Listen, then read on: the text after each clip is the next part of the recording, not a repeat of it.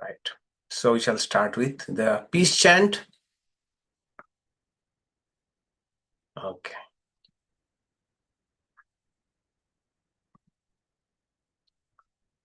Om Bhadram Karnevihi Shrunuyama Devaha Bhadram Pashye Maksha Viryayatraha Sthirair Angais Tushtuvag Shastanubhihi Vyashema Devahitam Yadayuhu Shastina Indro Prithashavaha Shastina Pusha Vishwavedaha Shastina Star Shro Arishtanemihi Shasti no Brihaspati Dadhatu Om Shanti Shanti Shanti. All right. So we have now entered the second chapter of Mundaka Upanishad, second Mundaka, and we have covered 2 verses. Quickly, the first verse was about that as from fire different sparks come out, similarly from that one ultimate spiritual reality, everything has come out. So the idea behind is that we all created, all beings have the same spark. So essentially, we have the same spark, same principle, same essence in all of us. And the second mantra was that some pointers to that Purusha, ultimate reality, that it is Shubhra, pure, then it is Bāyuḥ abhyantaro, it is inside as well as outside. It is ajaha, it is unborn. Things, such pointers were discussed in the second mantra. Now the ideas, the verses are about the description of the creation, different aspects of the creation, how all of them have come from that Purusha, that ultimate spiritual reality, which is the subject matter of Paravidya, higher knowledge. So knowing that Purusha is knowing the universe, in the sense that since everything has come from one Purusha, if we come to know the nature of the Purusha, the essence of the Purusha, we know the essence of the entire universe. All right. And in my last class, I discussed a standard model of Vedantic creation. Standard model of creation according to Vedanta. And rest of the things that we come here and there in different Upanishads are poetic expressions of that same model. Okay, same model. So what scholars have done is they have studied different Upanishads and tried to find out that what is common in all the Upanishads.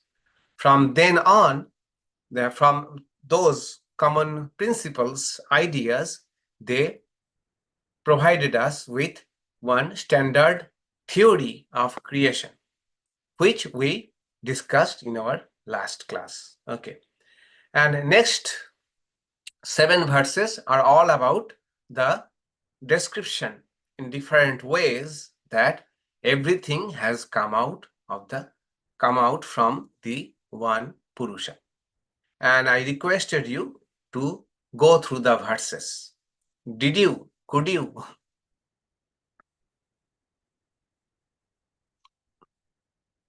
Just a minute. Yeah, I have to unmute you.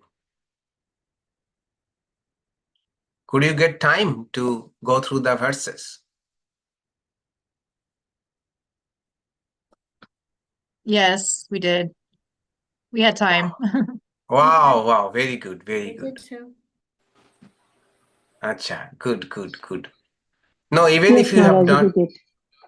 even if you have not, no problem. We shall go through them quickly. Okay, and quickly, and also I will also provide a few details which are not available in the books. Okay, to contextualize the verses, especially one verse, verse number 5, 2.1.5. There comes an idea called the Panchagni Vidya, the wisdom of the 5 fires, which has been very briefly mentioned in the verse, but it's a very profound idea found in Chandogya Upanishad and Brihadaranyaka Upanishad. So I want to take this opportunity to give you an idea of this profound Vidya, which is a profound meditation. Vidya means knowledge as well as meditation.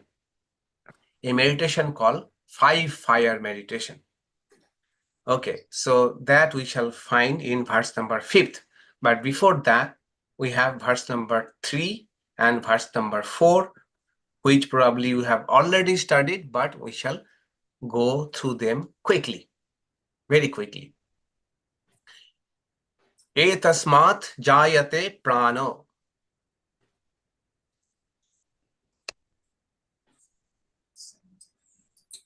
etasmāt jāyate prana manaḥ sarvendriyāṇi ca khaṃ vāyur jyotir āpaḥ pṛthivī viśvasya dhāriṇī.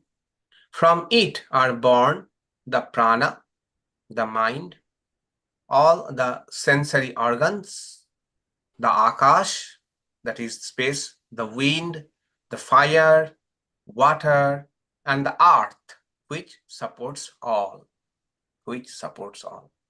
So this is known. We have seen the chart, right? That how the pranas came. Can anybody tell me how the pranas came?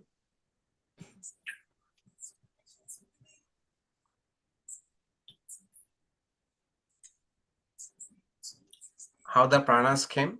Through Rajas. Huh? Through Rajas, the Rajasic. Rajasic of what?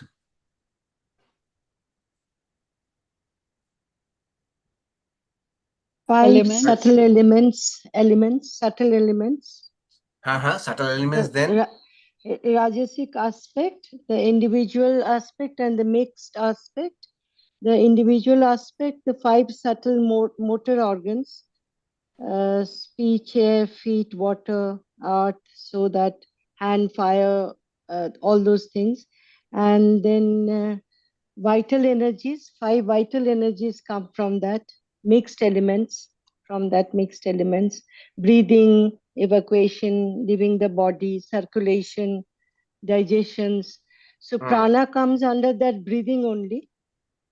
Yeah, prana is five type of pranas. So pranas came from the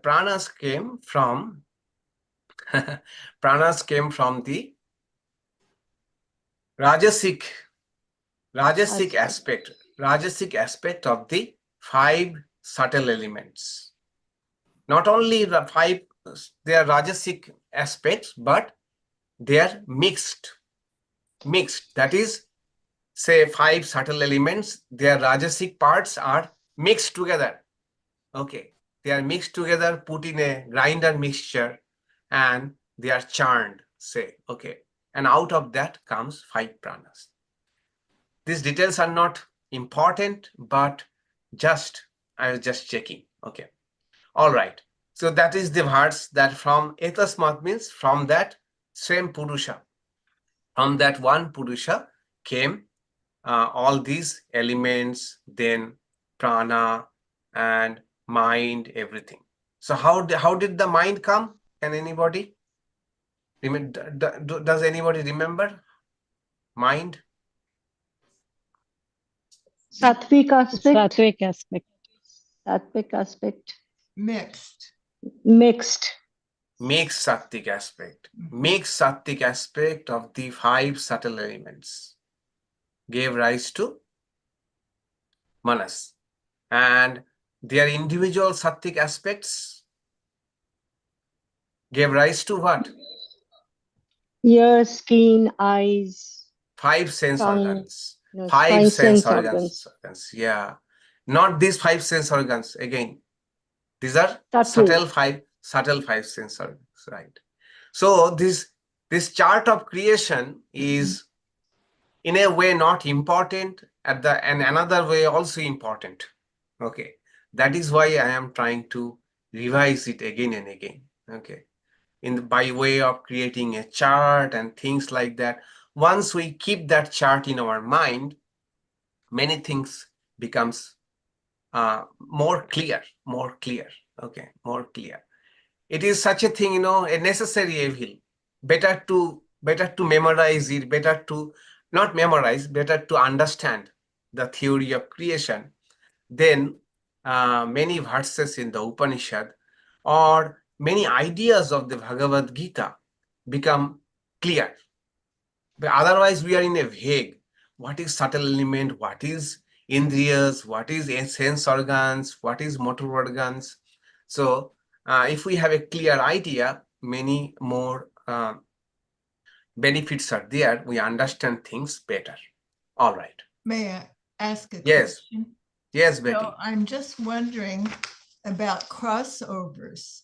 So I'm looking at the chart and wondering how the prana affects the mind in terms of their origination and how they come to influence each other.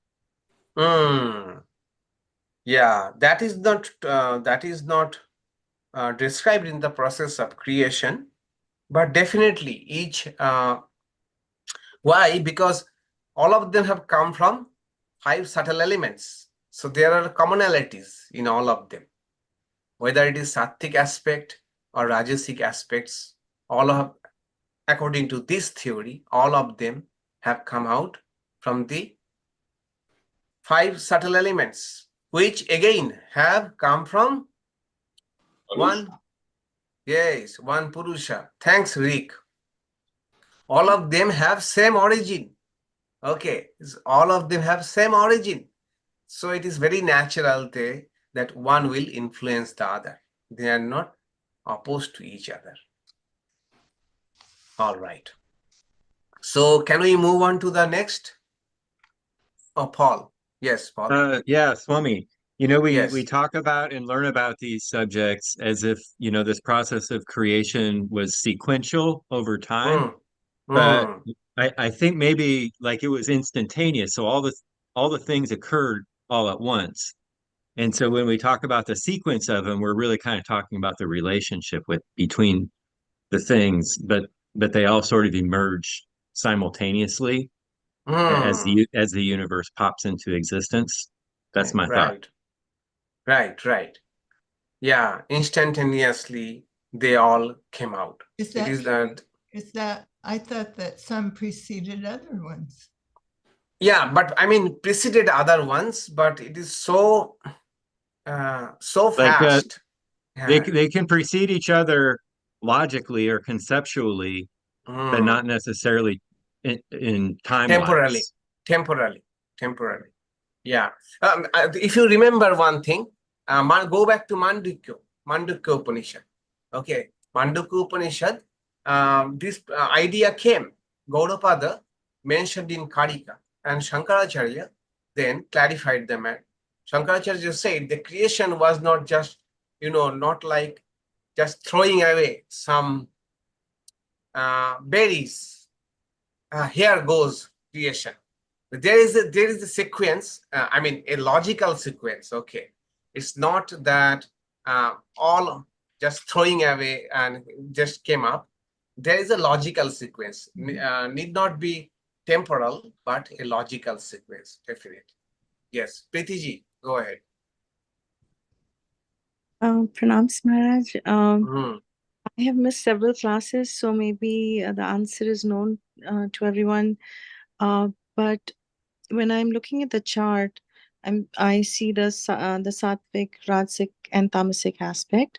So is that with respect to the subtlety of it, or this classification? I am not familiar with this part. So oh, this sattvic aspect, rajasic yeah, aspect. so Oh, okay.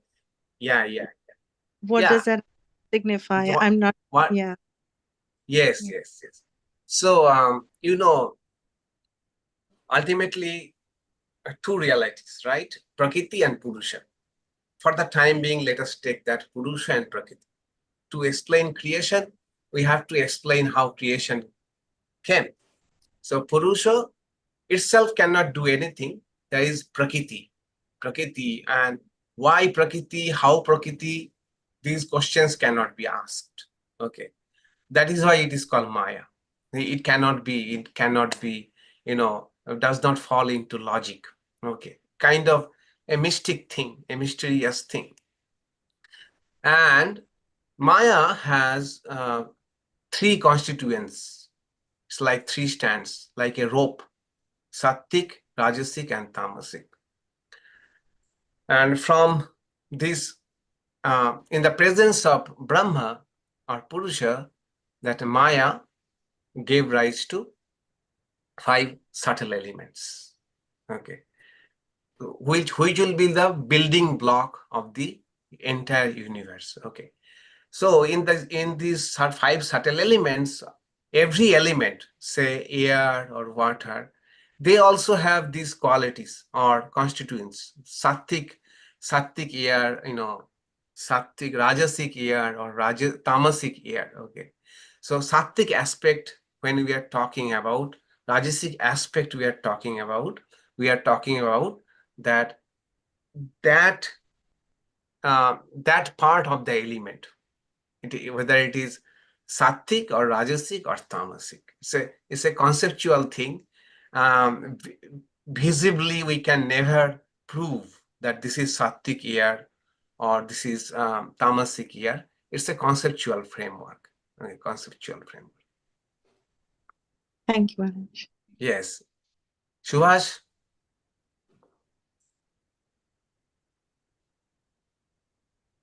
Subhash, you raised your hand?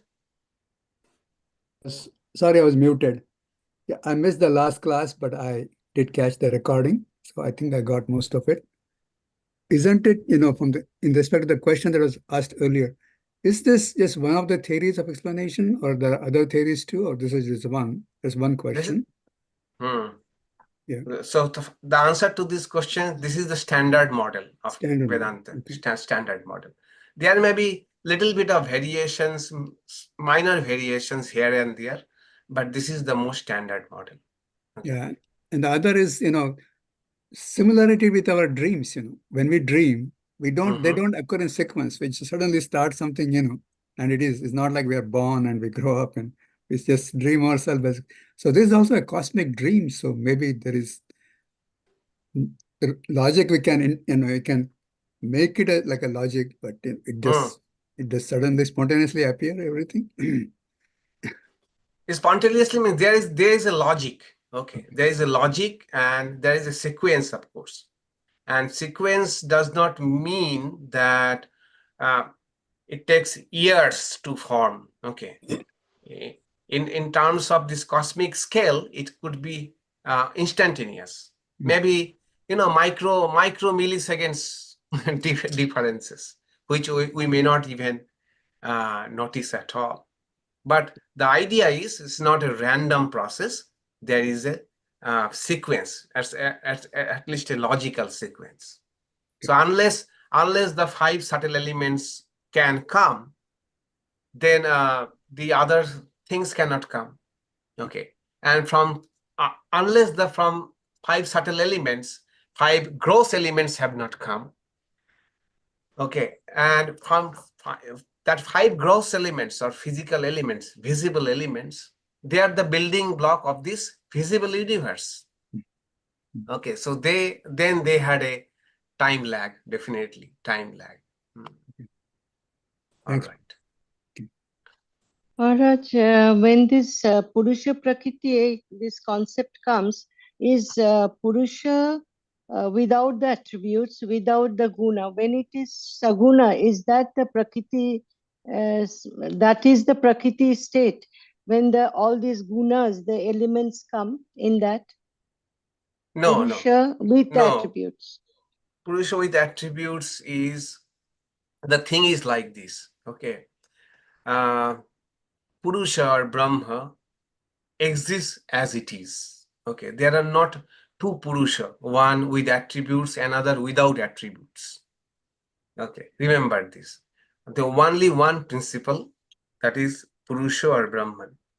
But when we try to point out to that Purusha from the standpoint of creation, how creation came, then as it were, that same transcendental Purusha, which is beyond every description, becomes the subject matter of description.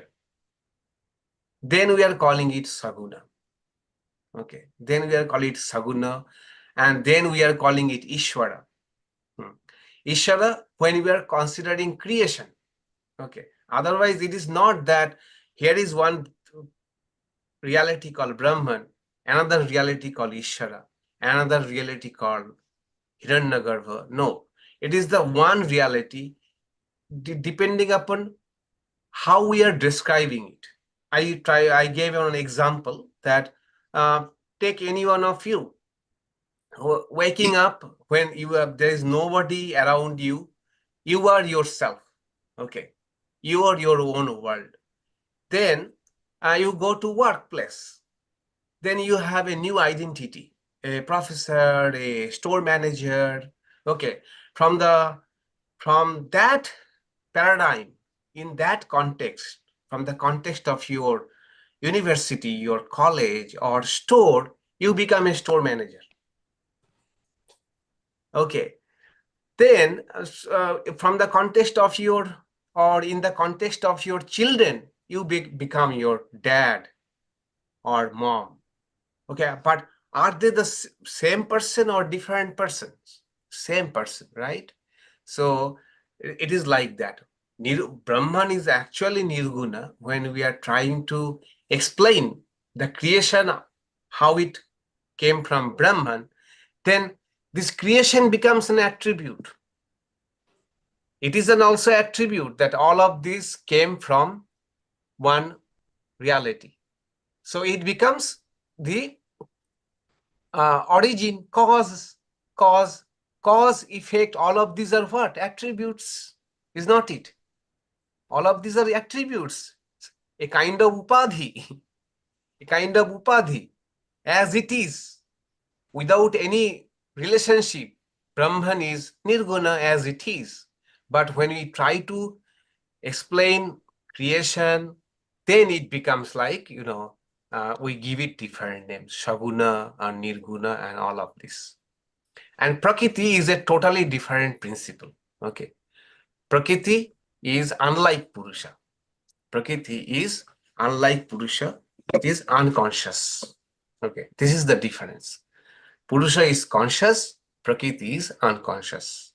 But because of the presence of conscious Purusha or Brahman, Prakriti appears to be conscious, appears to be. And that is the source of avidya, ignorance. Ignorance. That ignorance happens in our, first when it happens in our mind. Mind. That's why mind is called chit jara granthi. A knot where consciousness and unconsciousness meet each other. Meet each other. Because mind is material. Mind is material, created out of all these subtle elements. But because of the presence of Purusha, mind appears to be conscious. And then the first problem, I am this body, I am this mind, this identity, I am this person. That is called asmita. First was avidya. Avidya, not knowing that I am conscious. I am not mind.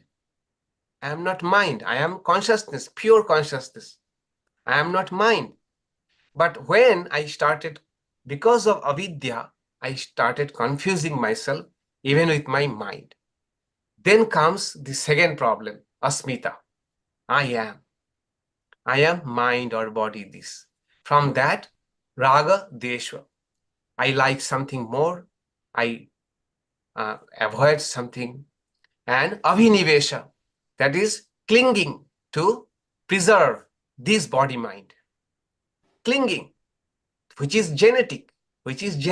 We want to preserve at any cost this body and mind. And if we look at it, how wonderful analysis of our problems were done by yoga, that these five afflictions have, we have. And this avinivesh, this our tendency to preserve this body mind, explain many of our troubles, many of our problems, many of our cravings can be explained by this our tendency to preserve this body and mind. I'm not going into details, but all kind of, evils, if you look at, come from this idea that I have to maintain, preserve this body mind. Not only that, I have to propagate this biological part of this and body and mind. All the problems spring forth from there. In biology, they call selfish gene, that we are actually thinking that we are doing this, we are doing that, but actually we are trying to protect our gene and propagate our gene. We are gene machine, nothing more than that. All our activities, howsoever it might beautiful or exalted it may look like, but many of them are rooted in the idea of preserving our gene and propagating our gene, which yoga said through a one word, abhinivesha. This clinging to preserve this body and mind. Anyway, I distracted. I got, sidetracked by this idea. Okay, Jina ji, go ahead. What's your question? I guess I got sidetracked as well then. I need to understand the afflictions. I know there are 5. My notes only say 3. So one of the affliction is the I amness, right? The fact that the second affliction is the attraction and the repulsion, raga, dvesha, right? Second and third. Oh, that's 2 there. Okay, I'm getting, and then, so that's 1, 2, 3. Then the clinging to body and mind, like loving life, like we don't want to die. So 1, 2, 3. That's my 4th one. So what happened to my 5th one? 5th one is the first one, avidya, ignorance. Oh, thank you. That is the root of all problems. Thank you. That confusing matter with consciousness, All right, thank you. this mixture, which is called avidya in yoga, ajnana here, or adharopa, or another word is there. I'm forgetting that. Very common word in Vedanta, mistaking one for another. Anyway, when it will come to me, I'll. Swami? Right. Yes. Adhyasa. Got a question. Adhyasa, right. Yeah. Got a question that mind is the sattvic aspect or sattvic gunas of the 5 great elements. But then the ahankar covers the sattvic aspect of the mind, and then they also say that this avidya is ever present. It's gone with the knowledge. So these three things, it's hard to get clarification in my mind. Is when this sattvic mind and ahankar and the ignorance,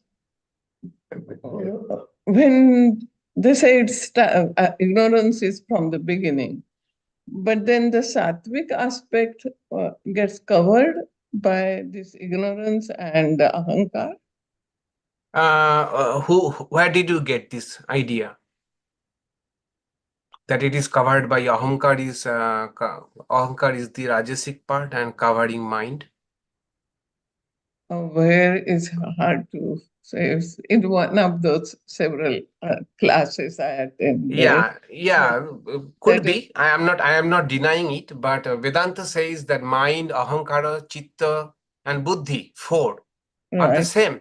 Four aspects, functional aspect of mind. Okay. Four of the, there is only one thing, mind, but it has four functions. Mano, buddhi, chitta, ahankara. Mind, intellect, memory, and egoism. Okay. So one covering the other, I am not. I mean, in the sense of the sattvic guna gets covered by rajasic aspect of the yes, maybe you can say intellect, and tamasic aspect of the ahankar, me and mine. So it's not like they're different organs as such. Organs. True. It is also true that even though mind is one, and mind, remember, mind was the sattvic part of the subtle elements, right? Yeah. But that was a generalized version. Even though sattvic part, they also still contain some amount of rajas and tamas. That's why mind is not purely sattvic all the time. Mind also becomes sometimes sattvic, sometimes rajasic, sometimes tamasic. Is not it? Bhagavad Gita says all the time that sometimes mind is energetic, sometimes dull, sometimes so clear and luminous. So although mind was created by mostly predominantly sattvic parts of the subtle elements. When we are telling sattvic part, it means predominantly sattvic part of the subtle elements. But along with that came some rajas and tamas. Okay, along with that came tamas and rajas. But because in prakriti, nothing can be absolutely sattvic. Nothing can be absolutely rajasic. Nothing can be absolutely tamasic. They all play, they are playing with each other. Sometimes this guna become predominant, sometimes that guna become predominant, sometimes other guna become predominant. Okay. Other question is, it said that the prakriti is the power or shakti of the purusha, right?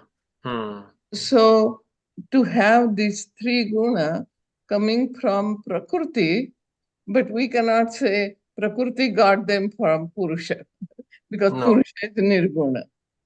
Right. Prakriti by itself whenever we say prakriti, means that it's a combination of three gunas. I guess the question is where prakriti gets these three gunas. That cannot be questioned at all. That cannot be questioned at all. Okay. Yeah. There it ends everything. Prakriti means tigunatmika. Okay. Prakriti disintegrates if the gunas are not there. Okay.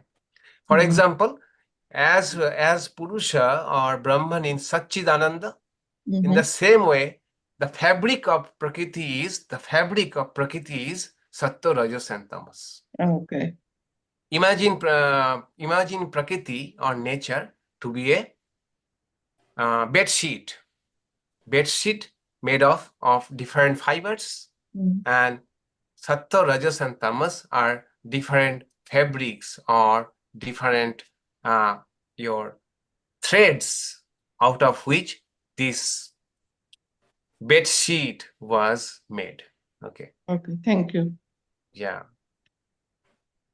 All right. So then let's move on to the next verse. Was there any question written? We do use the body and mind to attain enlightenment, though it is the only way we can attain it. Could that be the most deeply biological reason we have the selfish gene to transcend?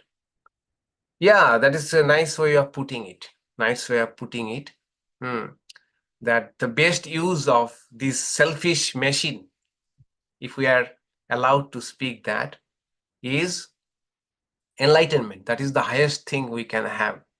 In fact, it is so. In fact, it is so. I can even go on for hours about this idea that if you look at spirituality, it is nothing but transcending our genetic nature. Look at every religion, every spiritual practice, every faith tradition, every dharma, 10 commandments, Ashtanga yoga, 4 Arya Sattva, Panchashila. You will see every practice is actually taking us beyond our genetic nature. Our gene makes us selfish, body-bound, pleasure-seeking, acquiring more than we need to preserve ourselves. And all of these practices are actually making us not just away from our genetic nature. Sometimes people ask me, what is the most succinct definition of spirituality? I say that the most succinct definition of spirituality is just opposite to our genetic nature. Spirituality is just opposite of our genetic nature. Now you can fit into any description of spirituality, whether theistic, non-theistic, self-based, God-based. You will see that this definition fits everywhere. That spirituality is transcending our genetic nature. Through karma yoga or through bhakti yoga or jnana yoga or meditation or whatever method we can think of, it is nothing but transcending our genetic nature. So to answer your question, yes, according to, we shall say, according to our view, that the best use of this genetic machine is to transcend the genetic machine itself. Genetic machine itself. Pull up this slide. All right. So let's go to the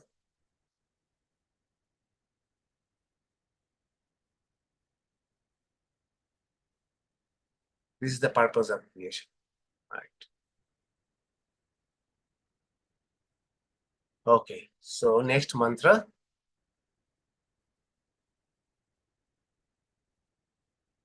Next mantra is about the creation as a cosmic body of Purusha. Agnīr mūrdhā cakṣuṣī candra-sūryau. diśaḥ śrotre vivṛtāśca vedāḥ. vāyuḥ prana hṛdayaṃ viśvam asya padbhyāṃ pṛthivī hyeṣa sarvendriyāṇi. The indwelling self of all is that whose head is agnīr, whose eyes are the sun and the moon, whose ears are the 4 directions, whose speeches are the emanated Vedas, whose breath is vāyur, whose heart is all the universe, and from whose feet the earth proceeded.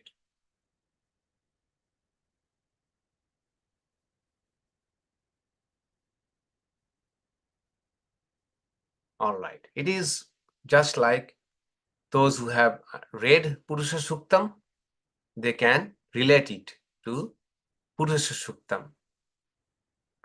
It is also maybe said is a description of the Vishwarupa, cosmic form of God, cosmic form. So some of you might know that, yeah.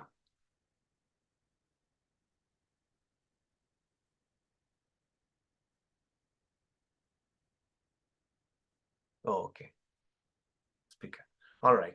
So, you know, there is a chapter, 11th chapter in Bhagavad Gita, which is called Vishwarupa Darshan. That is the cosmic form of God. And we have the idea that this cosmic form happened, was shown to Arjuna only once. But the real meaning of this Vishwarupa Darshana means that God in the cosmic aspect of God. As it were, there is one reality, and whose entire body is like this universe.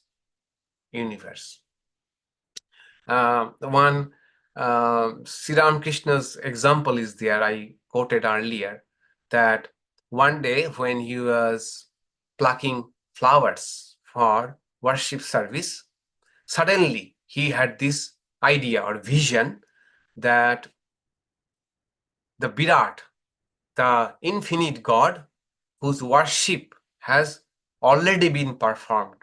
How?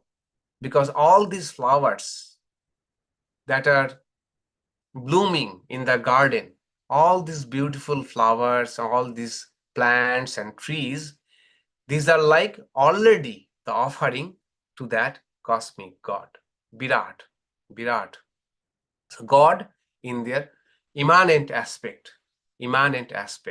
So here that is being told in a poetic way that the Purusha is the sarva bhutantara atma, one who is the indwelling spirit of everything in this universe, indwelling spirit, and whose body is like, whose head is like the heavens.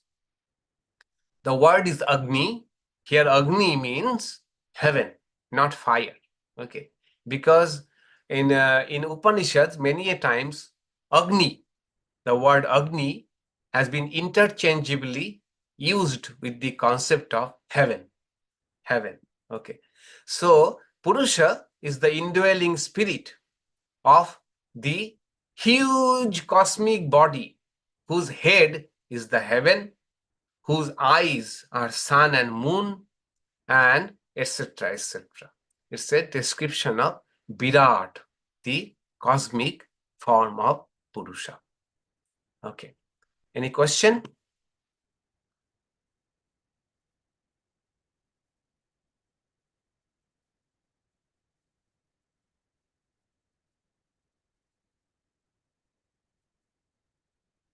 All right.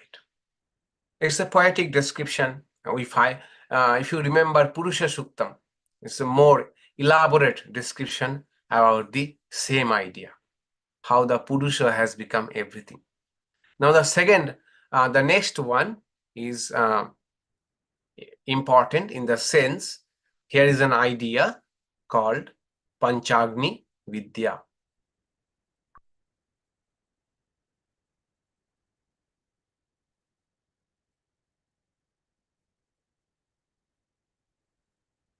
Asmad Agni Samidho Yasva Suryaha Somat Parjanya Oshadhayaha pṛthivīṃ Puman Retaha Sinchati Yoshitayam Bahavihi Prajaha Purushat Samprasutaha. From Purusha emerges the fire, whose fuel is the sun. From the moon emerges cloud. From the cloud the herbs and corns that grow on earth. The male sheds the semen into a woman. Thus, gradually, many living beings are born of the Purusha. This is called Panchagni Vidya, the knowledge of the 5 fires. In short, it is this. The idea is, listen carefully. The idea is very interesting. Idea is, we know that according to Vedanta, when we die, our physical body disintegrates, but subtle body goes on and takes up another body. Okay. Where the body is produced, we may say that biologically we are seeing it is being produced in mother's womb, but here Upanishad is giving a wonderful idea, and the idea is spiritual. At the same time, it's a idea worth meditating upon. The Upanishad is kind of telling, in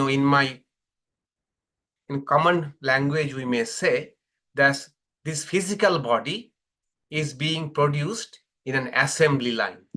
Okay, in an assembly line. It's going through a series of production. And these productions are like fire. Imagine 5 ovens are there, 5 ovens, and this physical body, which we are having now, has gone through all those 5 ovens, one by one, and have been cooked into 5 types of fires. Finally, it became the body that we know. And into that body entered the subtle body. Okay, subtle body.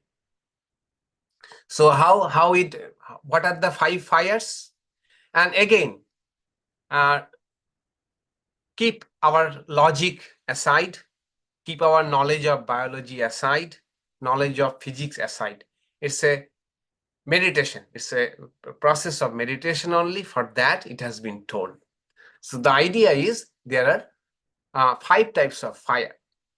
One is in the heaven.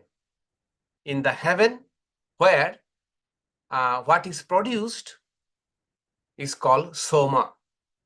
This same body, when it was first produced in the heaven, how it was produced, we shall come later on. Okay, I am giving a preview of the process first. It was produced in heaven, then this body was called soma. Soma, soma has got several connotations. Soma means moon, soma means mind, soma is psychedelic, one kind of psychedelics all. So when heaven, this body was produced, it was called soma. Then this soma came down to the level of cloud. Okay. And then this same body was called vrishti, or rain, or parjanno. Okay. Then the same body through the rain came down to the earth, and consumed by different plants. Different plants consumed this rain and gave rise to annam, food. It became food. That food was eaten by everybody, and that food became semen in a male body. And that semen was passed into a woman, and finally praja means the living being, the final product. Final product is praja. They came out. Okay. The idea is they are trying to trying to equate our evolution, our bodily evolution, with a sacrificial fire. Okay, these are all what I mentioned: the heaven, the cloud, the earth, the male body, the female body, everywhere, as it were, one sacrifice is going, one yajna is going. Each yajna is producing the one aspect of our body. Okay, so idea was, this is why it is called upasana. These upasanas are called vidyas. What they try to do? Do you remember what the vidyas try to do?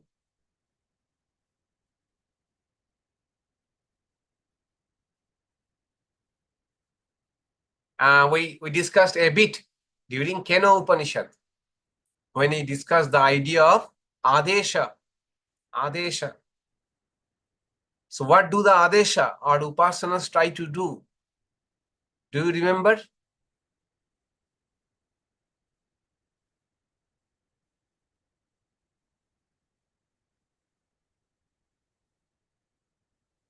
Oh, unmute. Okay, all right. So these upasanas unmute us, right?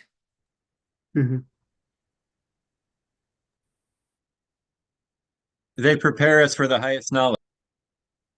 True, right? They prepares us, but another way of putting it, how do they do it? Purification of the mind.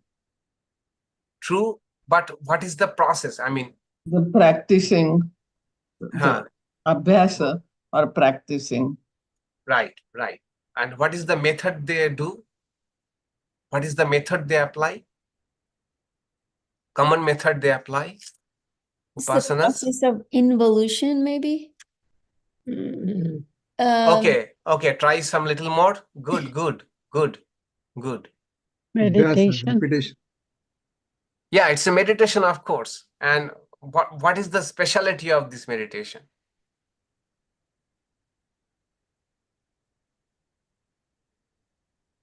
To grow, to go from gross to the subtle. Good, very good. And proceed further. You have almost come to the, that bullseye. From the subtle to nirguna nirakar. No? Yeah, you went too far. You went too far. Okay. All of fine. And I mentioned in Kena Upanishad, but several times, but it is obvious, or it is natural to forget. The upasanas do one thing. They take up mundane, known things, and elevate them into a spiritual level. Sometimes they add a cosmic dimension. For example, in Kena Upanishad, one meditation was winking meditation, or blinking meditation. As we blink, we all know blink, but take blink as this idea of meditation. And how are you supposed to meditate? As in a moment, the flash of knowledge can happen. Similarly, in a blink, we may be aware of our true nature. Okay, that was one meditation. Or as thunderstorms happens in a moment, quickly, so also this Brahman may appear suddenly. This knowledge may dawn on us suddenly. So that was one meditation. So we are familiar to thunder, familiar to blinking, but Upanishad elevated it to a spiritual practice. So Panchagni Vidva is also a spiritual practice or meditation. So it appears chiefly, there is a story. Okay, story. So brace yourself for a story. Story is like this. Here, what was mentioned in a verse it appeared as a chapter itself in Chandogya Upanishad, also in Brihadaranyaka Upanishad. But let's stick to Chandogya Upanishad. In Chandogya Upanishad, there is a story. There is a boy, young boy, who is very learned. And who taught him? His father. His father, whose name was Gautama. Gautama taught his son in all types of knowledge that was available there, Vedic knowledge and everything. And this young boy was going from one king's court to another king's court, because at that time, the kings very often used to have discussion on spiritual topics, and scholars and seers, illumined people used to join those discussions. The Setuketu used to go from king's court to king's court, and once he reached to a king's court, Panchala, king of Panchala. Panchala was a state. Panchala was a state from where Panchali, Draupadi of Mahabharata, came from that state, Panchal. So king of Panchal, Uddalaka, probably. Uddalaka Aruni, probably. No. His name was Jabala. Okay. Then name of the king was Jabala. So he went to that king's court, and the discussion was going on, and the king welcomed Setuketu, that a learned boy, come, join. And he asked him, is your study finished? Have you been taught? And are you well read? Setuketu said, yes, my study is over and I am well read. Then this king asked him 5 questions.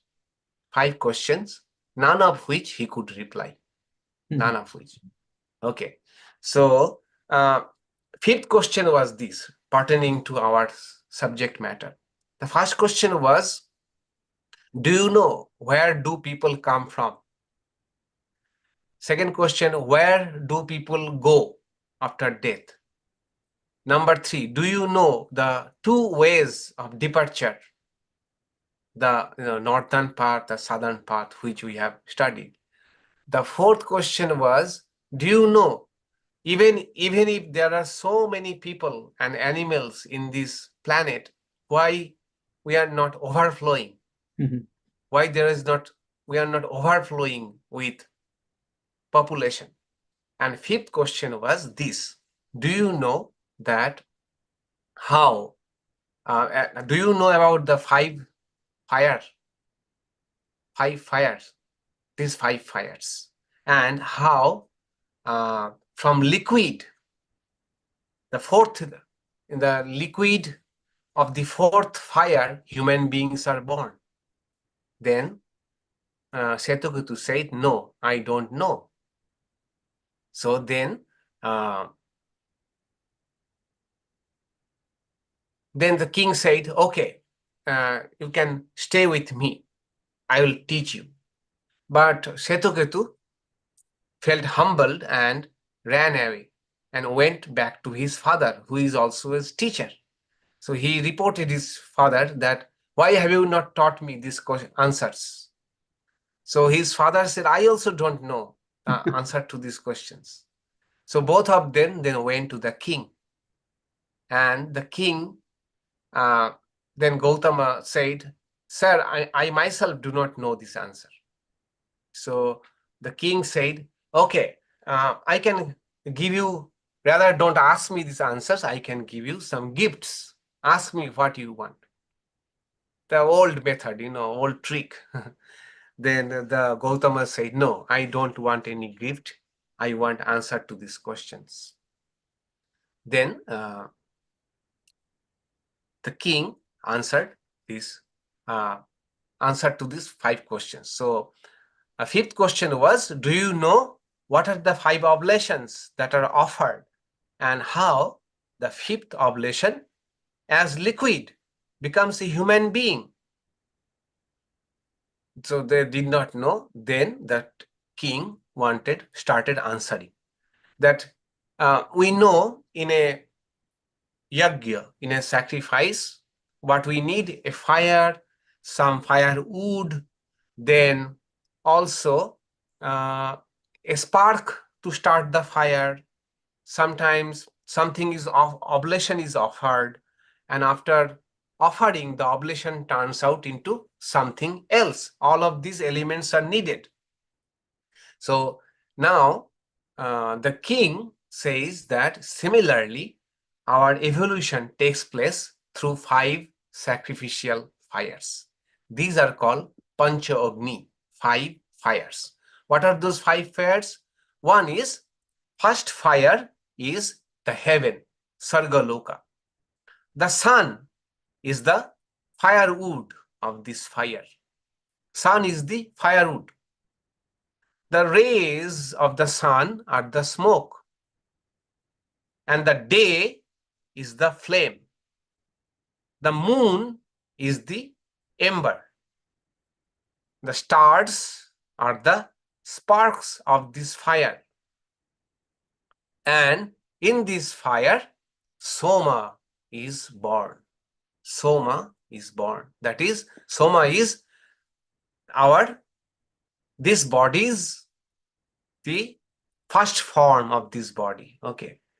First form of this body. Before it became the visible body, this body we know as it is, the first avatar, first edition was this Soma. Second fire is Parjanya. The god of rain is the sacrificial fire. Air is its firewood. The cloud is the smoke. Lightning is the flame. Thunderbolt is the charcoal. The roars of the fire are the sparks. Soma is the oblation in this fire, and rain or brishti is the body. So what was the product of the first fire, Soma, was then became the offering in the second fire. And it then became brishti or rain. Third fire is earth. For this fire, the air is the sacrificial fire. Sky is the smoke. Night is the flame. The directions are the live charcoals and sparks. The oblation in this case is rain. And when the rains reach the earth, food is grown, and annam, food, is the body of this fire. The fourth is man himself. His speech is the sacrificial fire. His prana is smoke. His tongue is the flame. The eyes are the live charcoals, and his ears are the sparks. Here, the oblation is food. From that food, the seed of man is born. Bija or semen is the body. The fifth fire is woman. The interconnection between man and woman is the live charcoal. The small pleasures are the sparks. The oblation is the seed of man, and from this does a newborn emanates. Praja is the body. So this is a poetic, or you may say a meditative rendering of the process of creation. And again, we cannot justify it biologically, evolutionary, or logically. It is elevating our process of creation to a level of meditation, and also appearing, as it were, that our body, so-called body, is also the product of so many sacrifices, so many yajnas. Yajnas mean sacrifice. So many things went on to make, even produce this body. This is for meditation. And the way the king explained is only probably only the surface of the meditation. We may not know even what the deeper connection of this meditation was. As I said, all the vidyas were lost. All the vidyas, these esoteric meditation, esoteric wisdoms were lost. They were not recorded. So how they were practicing this, and how these things took us to liberation, or how these practices yielded to knowledge, we really don't know. We really don't know. But we get the mention of these vidyas here and there, only the fragments of them. Okay. So also it is a good way, as someone of you had told me that time, that since nothing is specified, we also have the freedom. We also have the freedom how we take use of this meditation or vidya. All right. Panchagni vidya. So yeah. Okay. Any question? Rick?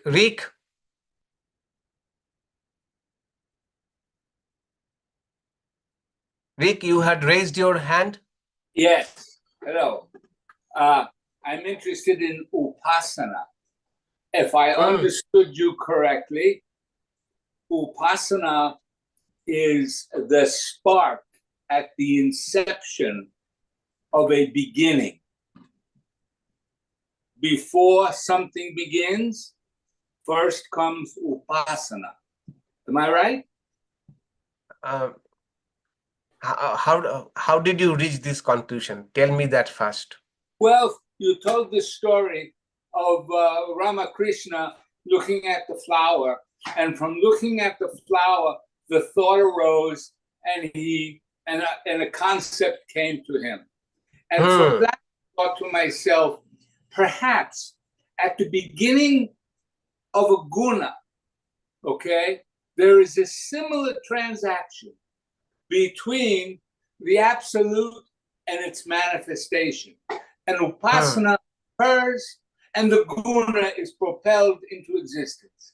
And it happens 3 times, and the 3 twirl around like, there's something with the science, with the genes and stuff like that.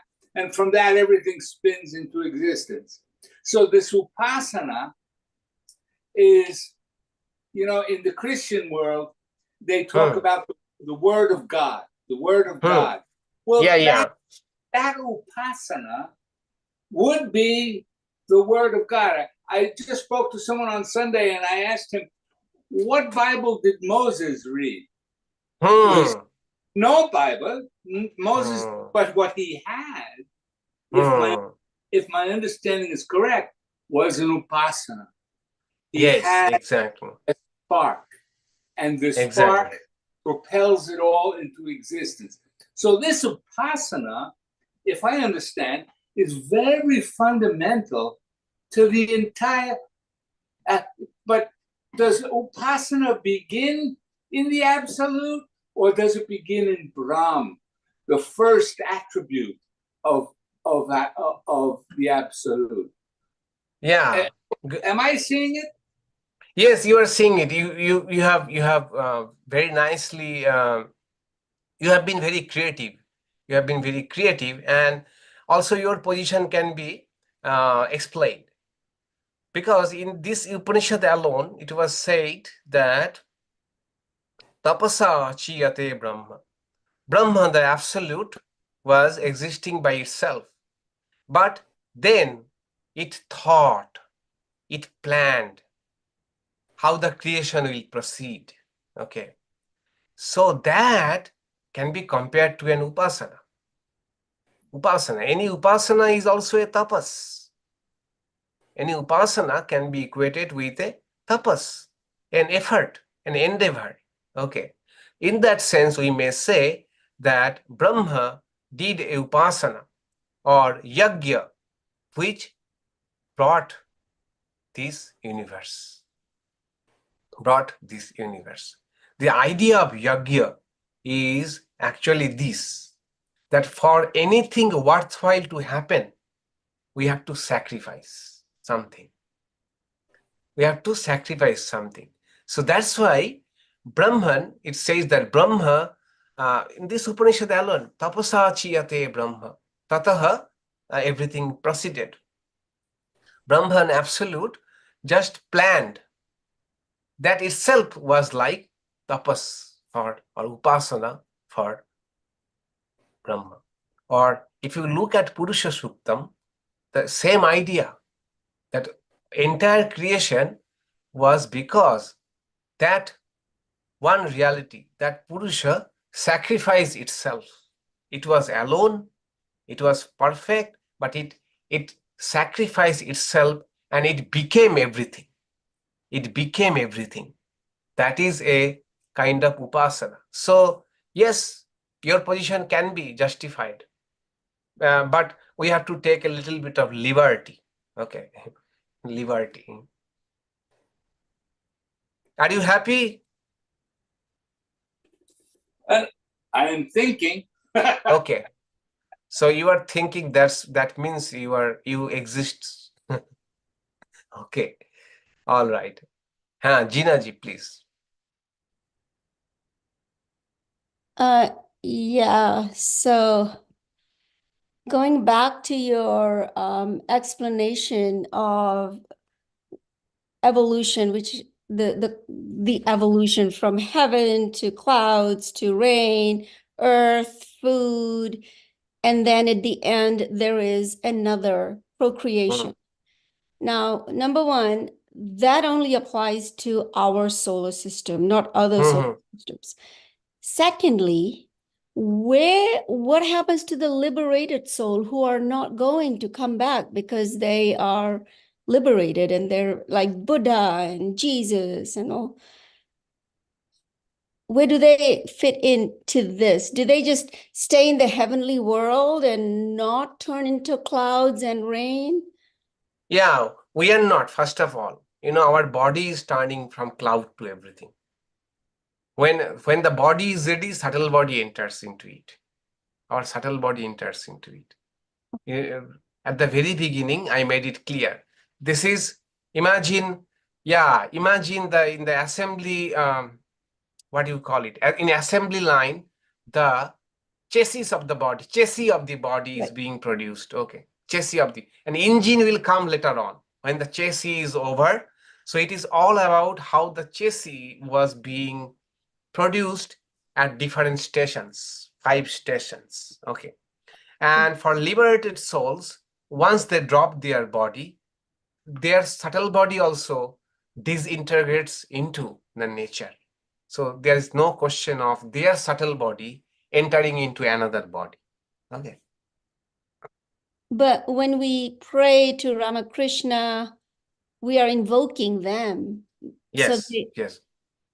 They are in the heavenly world. Yes, exactly. That is a belief.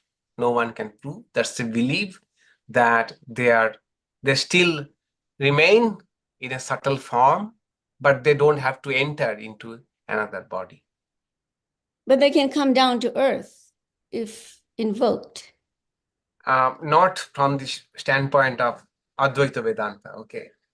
Whenever you are talking about avatara, we are crossing the limit of Advaita Vedanta. We are entering into the Dvaita school of Vedanta, Vishishtadvaita school of Vedanta. Okay.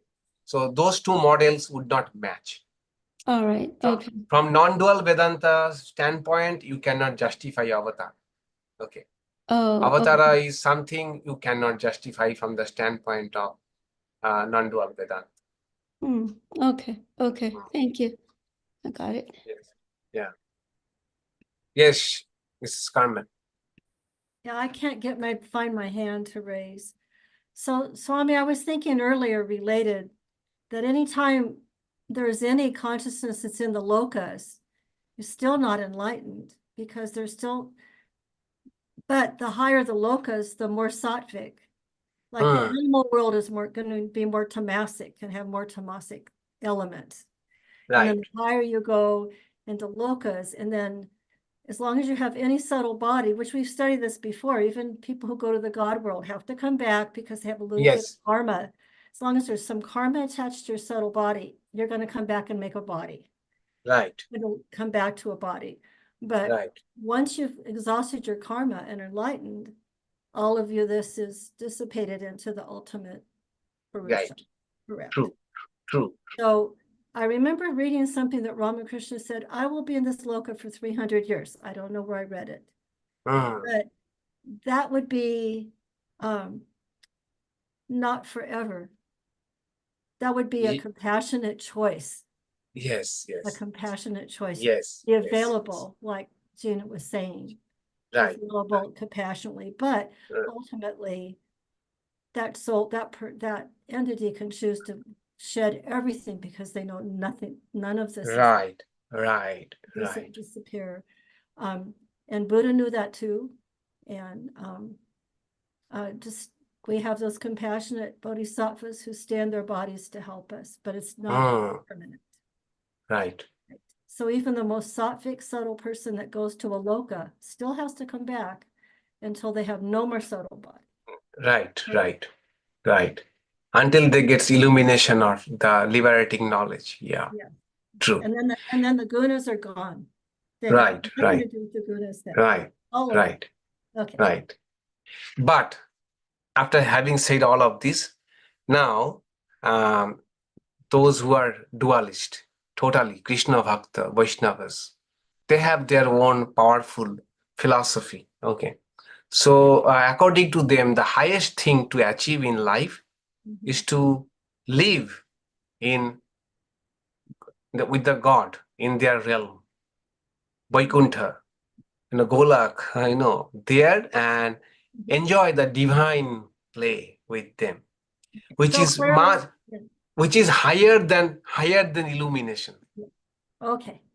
Which is higher than a very hardcore non-dualist, so I'll just admit to it. Yeah.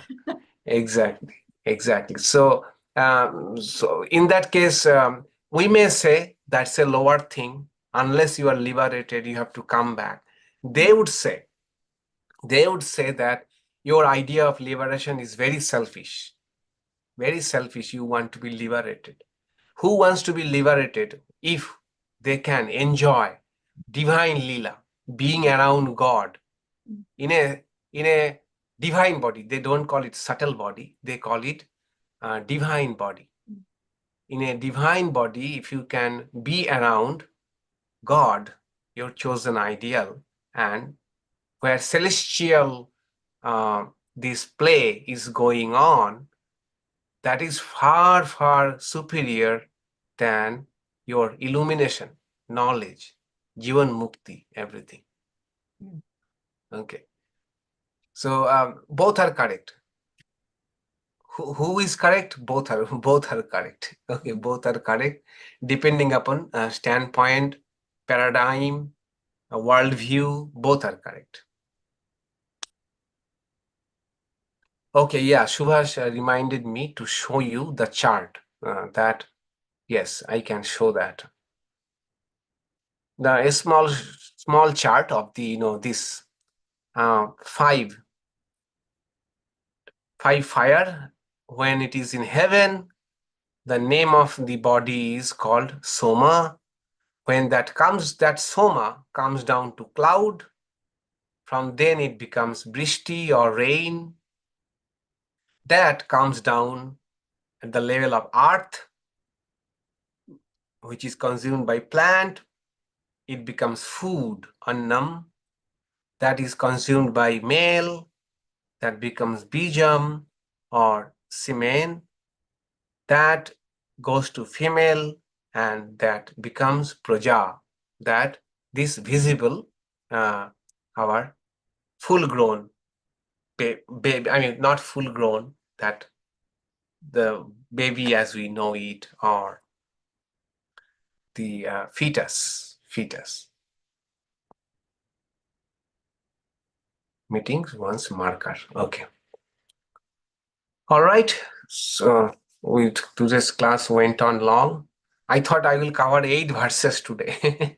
So, but anyway, Panchagni Vidya, at last I thought, let me go into details because we don't know we'll ever go to Chandogya or Brihadaranyaka or not. But at least if you hear next time the esoteric knowledge called Panchagni Vidya, you can say, no, we know it. We know it. It's all about assembly line, how the chassis is produced. We all know. Okay, 5 stations, 5 fires where our physical body is being produced in stages. That is Panchagni Vidya in essence. In essence, that is the idea. All right, so next day we shall take up rest of the verses. Okay, 5, we have covered up to 5, right? 3, 4, 5, 6, 7, 8, or 9 if I can. We shall take up that day. All right, so let's say Shanti, Shanti, Shanti and conclude the class. Om Shanti, Shanti, Shanti. Have a good weekend. Thank you very much. Thank you, Maharaj. Have a happy July 4th. Oh, Thank happy you. July 4th. Yes, we Thank shall you, meet Maharaj. after July. Yes, yes, yes.